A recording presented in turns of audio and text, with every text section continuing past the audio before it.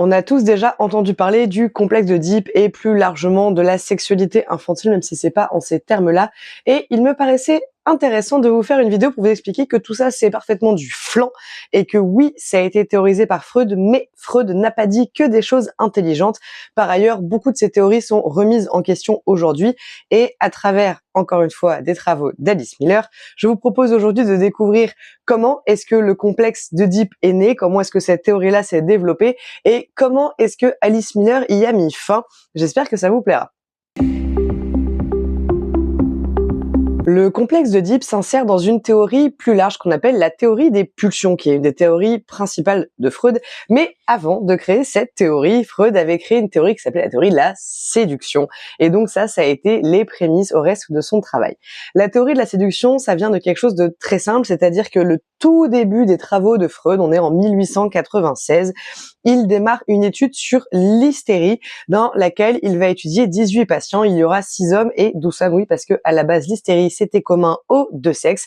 Et ce qu'il s'est rendu compte en écoutant parler ces personnes, c'est qu'elles s'étaient toutes fait abuser par quelqu'un de proche. Donc, ce qu'il met en place dans sa théorie, c'est l'idée qu'une personne va développer des symptômes pathologiques à l'âge adulte si elle fait un déni suite à un abus réel vécu dans l'enfance. S'il n'y a pas de déni, il y aura peu ou moins de symptômes. Et que ensuite, toutes les personnes qui ont abusé quelqu'un l'ont été elles-mêmes avant ça. Donc, cette théorie-là de la séduction, c'est une théorie qu'on retrouve encore, enfin, qu'on sait vraie aujourd'hui, c'est-à-dire l'idée que un très grand nombre de personnes abusées ont en effet été abusées dans leur propre enfance, surtout quand elles agressent des enfants. Donc ça, c'était les bases de la théorie. Le souci, c'est que ça, à dire, en 1896, c'est un petit peu compliqué et donc très rapidement, Freud va rejeter cette théorie. Pour comprendre pourquoi est-ce qu'il y a eu un rejet de cette théorie qui pourtant paraît très normale, aujourd'hui très intuitive, il y a plusieurs choses à prendre en considération. La première, c'est le contexte de l'époque. À l'époque, on considérait que les adultes étaient des gens parfaitement respectables. Il y avait une grande importance de ce qu'on appelle la pédagogie noire. Alors ça, Alice Miller en a fait un bouquin entier. Je pense que je vous ferai une vidéo complète sur la question parce que c'est vraiment très intéressant de voir comment ont été élevés en fait nos grands-parents, nos arrière-grands-parents, parce que 1996, ça commence à dater un petit peu. Il y avait ce postulat que l'enfant ne se souvient de rien avant ses 4 ans, tout simplement parce que en tant qu'adulte, on n'a aucun souvenir propre avant les 4 ans. Donc en fait, il y avait ce truc de si nous en tant qu'adulte, on se souvient de rien, alors c'est que ce qui se passe avant cet âge-là n'a pas d'impact sur la suite de la vie de l'enfant. Et accessoirement, il y avait aussi le public de Freud, c'est-à-dire que Freud, c'était un érudit, c'était un médecin, et donc il s'adressait à la bourgeoisie de l'époque, et donc il y avait toute une série de codes sociaux et accessoirement la respectabilité des adultes était intégralement partie prenante de ce statut-là à l'époque, et que voilà, dans ce contexte social-là, dans cette bourgeoisie-là, les adultes sont des gens de valeur, sont des gens respectables. C'était quelque chose de vraiment très ancré. Et ensuite, il y a eu toute une série de mécanisme de défense, on va dire, que Freud a eu vis-à-vis de sa théorie. La première, c'est qu'il y avait énormément de personnes hystériques. Donc lui, sa conclusion, c'est si ma théorie est vraie, ça veut dire qu'il y a beaucoup trop d'abus par rapport à ce qu'on pensait réellement comme étant les abus à l'époque. Aujourd'hui, on sait que ça colle en termes de chiffres, mais à l'époque, on pensait que c'était quelque chose de vraiment rarissime, un petit peu. Encore une fois, là, on retombe sur l'idée de la culture du viol dont j'ai déjà parlé dans plusieurs vidéos. C'est un peu cette idée-là. Donc, comme Freud, dans son esprit, l'inceste, l'agression, l'abus sexuel sur les enfants, etc., c'est quelque chose de nécessairement rarissime, il était parfaitement improbable que tous les patients qu'il avait qui étaient victimes d'hystérie ou qui souffraient de cette pathologie-là aient réellement été abusés dans l'enfance. D'autre part, dans les basses classes sociales, il a constaté qu'il n'y avait pas d'hystérie. Alors ça, on sait aujourd'hui que c'est lié à un manque, alors pas du tout d'intelligence, mais d'éducation, et donc tout ce qui va toucher au symbolisme, qui ne permet pas de mentaliser suffisamment pour arriver à créer du déni. Parce qu'en fait, pour arriver à créer du déni, il faut un certain niveau de symbolisme intellectuel, de dépassement de soi, etc. Et ça, c'est lié à une éducation. Donc encore une fois, c'est pas lié à l'intelligence brute, mais juste à un facteur éducatif qui permet de mettre en image les choses autrement. Et donc, comme sa théorie à la base, elle était bonne, eh bien, l'explication du déni permet de comprendre pourquoi est-ce que dans les basses classes, dans les classes populaires, il n'y avait pas d'hystérisme. Tout simplement parce qu'il n'y avait pas de déni. Et c'est bien le déni qui crée des pathologies à l'âge adulte. Et donc, à tout ça, il en est arrivé à la conclusion que sa théorie ne pouvait pas être juste parce qu'elle n'est pas représentative du réel. Et là, c'est intéressant parce qu'en fait, c'est que ça n'est pas représentative du réel que lui imagine, mais qu'en fait, elle était parfaitement représentative du réel, c'est-à-dire des vraies choses qui se passaient vraiment. Mais bon, comme il arrive à la conclusion que sa théorie n'est pas possible, il va donc créer une théorie explicative qui lui paraît plus pertinente et c'est comme ça qu'il va créer la théorie des pulsions et avec elle le complexe d'Oedipe. Pour faire très simple, la théorie des pulsions, ça dit un truc un peu sympa, c'est qu'en fait finalement, ce que rapportent les patients en séance, ce ne sont pas des abus réels, mais c'est des abus fantasmés liés au fantasme de l'enfant. Du coup, autrement dit, c'est des choses qui sont imaginées par l'enfant, c'est des fantasmes que l'enfant a projetés sur l'adulte et qu'ensuite il a refoulé parce que c'était pas avouable d'avoir ce genre de choses en soi. Donc là, on rentre dans la phase du déni, c'est exactement ça. Et donc du coup, tous les abus qui sont rapportés à Freud, dans son esprit à lui, deviennent donc imaginaires et non plus réels. La théorie des pulsions, c'est grâce à elle qu'on a tout le concept de la pulsion de mort, de la pulsion de vie, etc. C'est des choses dont on parle encore aujourd'hui et qui, encore une fois, sont fausses. On sait que cette théorie-là, elle ne représente pas le réel, elle ne parle de rien. C'était juste une manière de ne pas regarder ce que disait réellement cette première théorie de la séduction. Et donc, il explique les fantasmes et les pulsions des enfants par l'existence d'une sexualité infantile qu'il va structurer autour du fameux complexe d'Oedipe qui est l'objet de cette vidéo à la base. Pour faire très court, ce que décrit Freud comme étant le complexe d'Oedipe, c'est que dans l'enfance de n'importe quel enfant, donc entre 1 et 5 ans, il y a une rivalité avec le parent du même sexe pour l'accès aux parents du sexe opposé, donc garçon comme fille.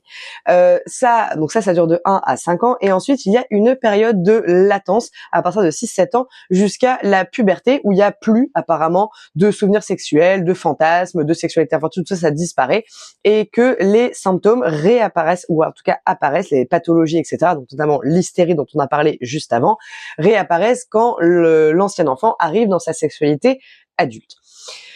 Ce que permet la création de la théorie des pulsions, ça permet 3 choses.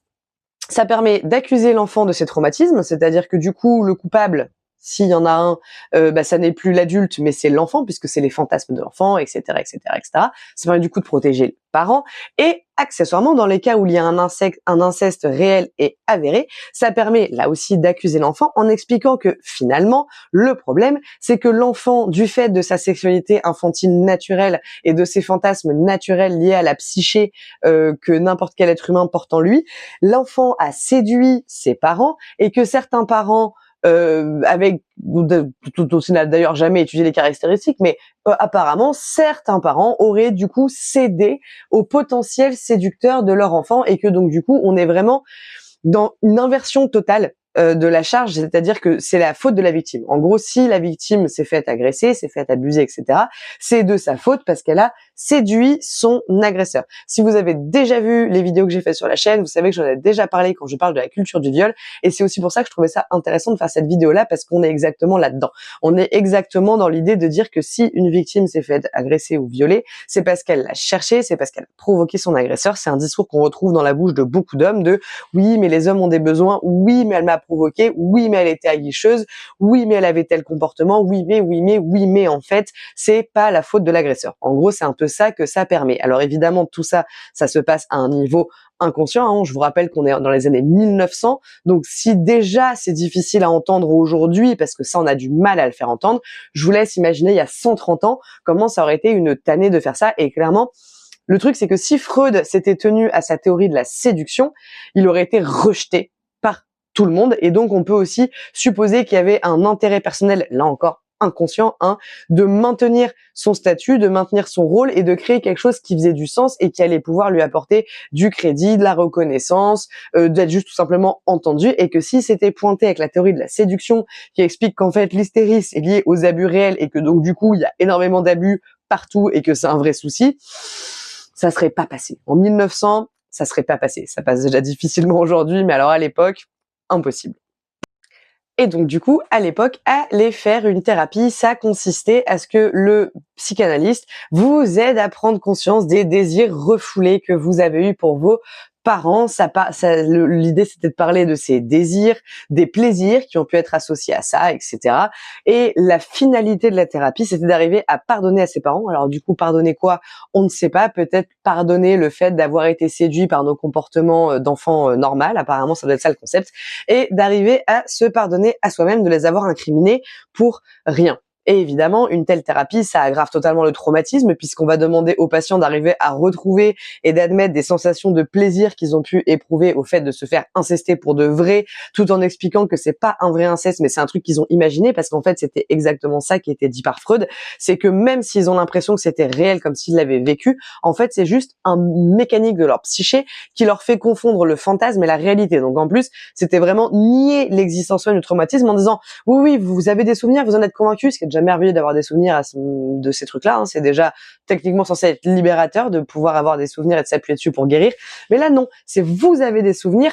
Eh bien, en fait, c'est des faux souvenirs. C'est des souvenirs de fantasmes.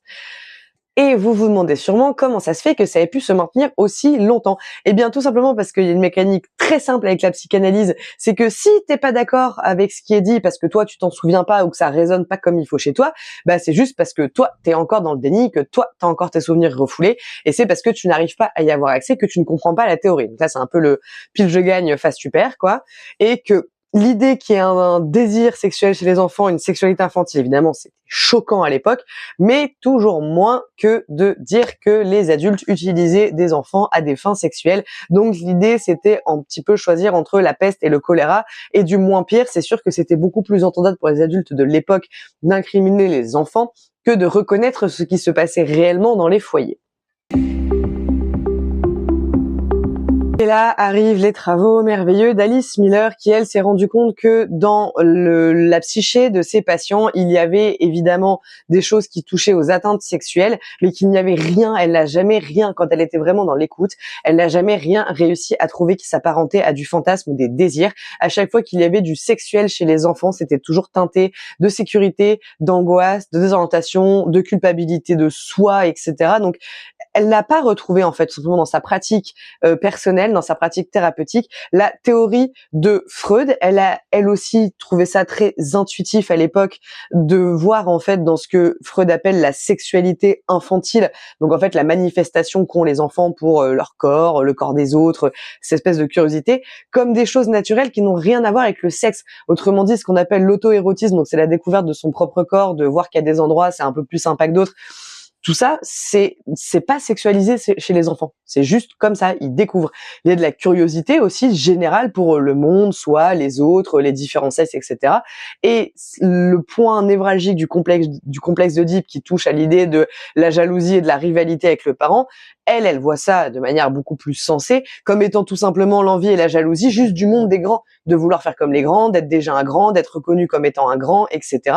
Il faut savoir aussi qu'Alice Miller, elle a théorisé très très tôt l'idée que les enfants, beaucoup d'enfants souffrent du mépris de leurs parents, puisqu'en fait quand toi tu as été méprisé dans ton enfance, tu méprises ton enfant intérieur, et que donc du coup tu méprises les enfants en général, et que donc du coup tu méprises ton propre enfant, et que ça fait un cercle du mépris qui a aussi tout ça, et que donc du coup c'est normal que en fait un enfant qui est systématiquement méprisé, rabaissé, renvoyé à son rôle d'enfant, obligé de botter en touche, plié dans sa chambre, etc. dès qu'il essaye d'avoir une posture d'individu normal, eh bien c'est normal que lui il soit jaloux de la situation des adultes qui peuvent lui faire vivre tout ça. Donc en fait, elle, une fois qu'elle théorise tout ça, c'est vrai que le mythe et le concept du complexe d'Oedipe s'effondre, parce qu'en plus elle se rend compte accessoirement que sa thérapie marche beaucoup mieux. C'est-à-dire qu'en fait les patients, déjà ils restent pas 15 ans en thérapie, et surtout ils en ressortent et ils ont plus de symptômes. Ils sont plus malades, ils ont plus de pathologie somatique, ils ont plus de pathologie psychologique. Enfin bref, en fait sa méthode est guérisseuse, là où la psychanalyse ne l'est pas du tout. Donc évidemment, tous ces arguments-là mis bout à bout, elle a fini par dire non mais en fait, ce truc de la sexualité infantile et du complexe d'Oedipe, clairement, ça n'existe pas. Ce sur quoi elle a mis le doigt et que je trouvais aussi intéressant, c'est que en fait, ces comportements d'enfants qui sont de l'ordre de la découverte, de la jalousie, de la curiosité sur son propre corps et tout, c'est facile pour les adultes d'y voir de la sexualité parce que pour eux, adultes, c'est déjà connoté sexuellement. Je veux dire, on se touche pas la pépette ou le kiki en public parce qu'on sait que c'est de l'ordre du sexuel.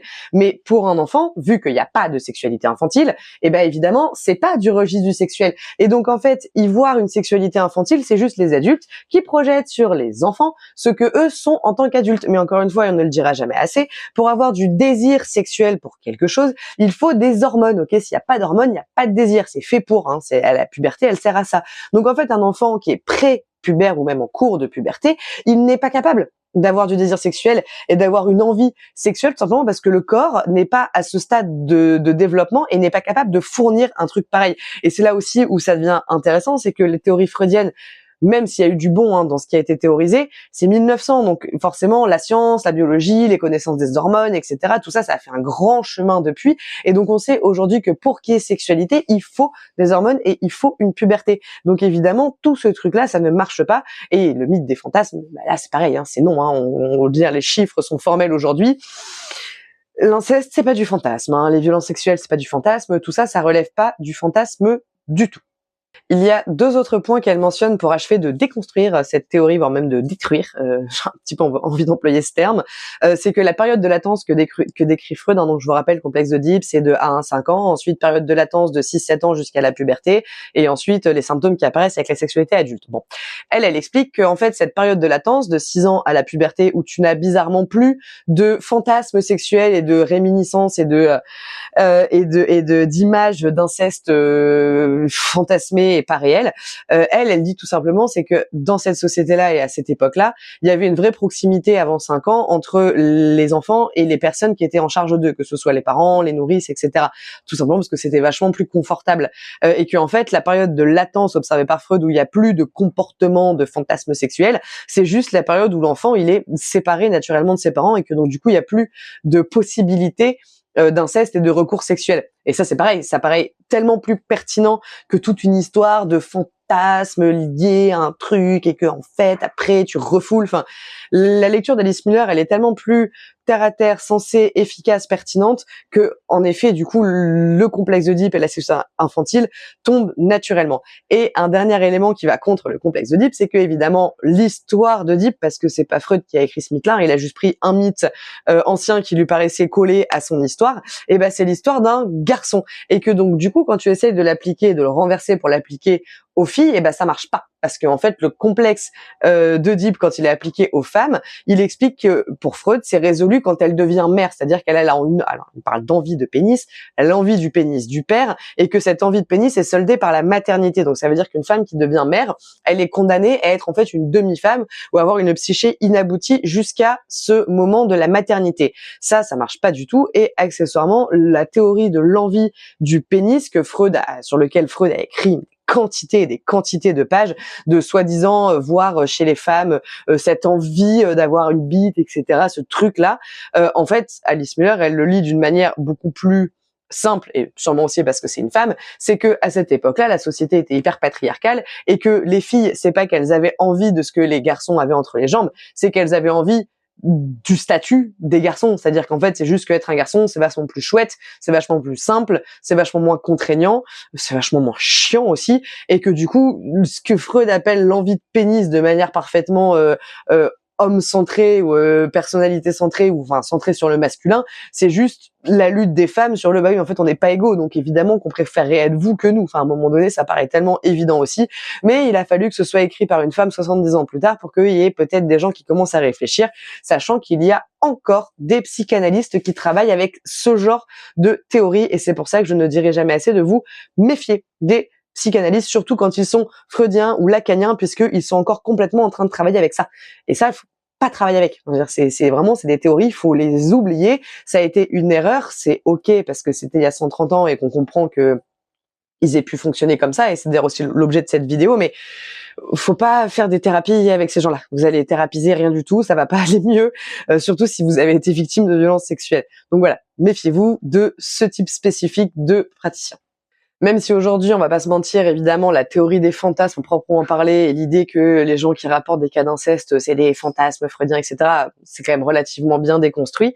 Néanmoins, cette théorie-là, elle impacte encore beaucoup l'imaginaire collectif et c'était aussi pour ça que ça me tenait à cœur de vous en parler. Alors, j'ai fait plusieurs fois le lien, mais l'idée que les agresseurs sont séduits par les victimes, bon, bah ça, on le retrouve dans la culture du viol et ça, clairement, c'est Freud qui en a posé les bases, hein, cette idée de l'agresseur qui subit la séduction de la victime. Ça, c'est quelque chose qu'on peut plus trop entendre aujourd'hui, mais qui perdure dans des imaginaires parce que c'est ancré très profondément, parce qu'encore une fois, c'est une théorie qui a 130 ans.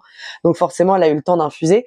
Le mot de complexe d'Oedipe est aussi beaucoup utilisé aujourd'hui, complètement décorrélé de la notion de sexualité, mais juste pour décrire des relations bizarres entre parents et enfants qui cachent en fait souvent bien d'autres problèmes. Donc le fait de bien comprendre que ce mythe-là n'existe pas et qu'il n'y a pas de complexe d'Oedipe et que des relations fusionnelles entre père-fille ou entre mère-fils comme ça, des fois c'est juste normal parce qu'ils s'entendent très bien et que coup de bol en fait t'as une personnalité très proche de celle de ton enfant, mais des fois ça cache aussi des choses qui sont un peu plus tragiques comme de l'inceste, mais ça c'est vraiment le cas le plus grave, ça peut être juste des climats incestuels ou juste une mécanique familiale dysfonctionnelle en fait. Donc sortir aussi de cette théorie-là, bien comprendre qu'elle n'existe pas et que ça s'est juste construit parce que dans la société de l'époque, c'était pas possible de faire autrement. Ça permettrait aussi de poser le regard comme il faut sur les situations qu'on voit au quotidien.